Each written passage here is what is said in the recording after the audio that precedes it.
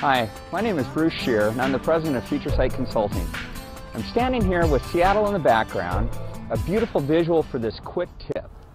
So what I'd like to talk to you about is taking a visual approach to communicating strategy. What do I mean by this? I typically see executives in organizations standing up and verbally communicating their strategy.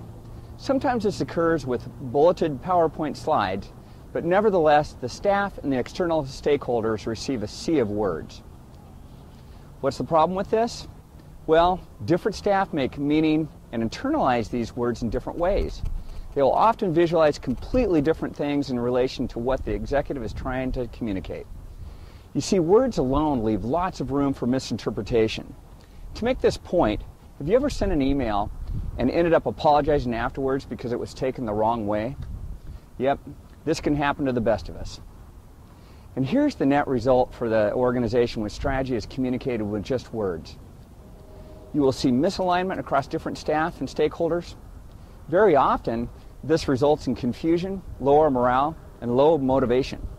The cost of your strategy implementation increases due to people doing what they think is right, but not necessarily moving the ball forward in the direction your strategy should be taking them.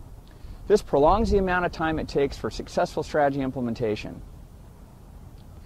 There is a better way when you incorporate your strategic communications with the power of visualization. There's a reason why we have the quote, "A picture's worth 1,000 words." There are studies that show that people only remember 10% of what they hear and 20% of what they read, but about 80% of what they see and do. When you communicate with visuals, more people can readily see what you mean.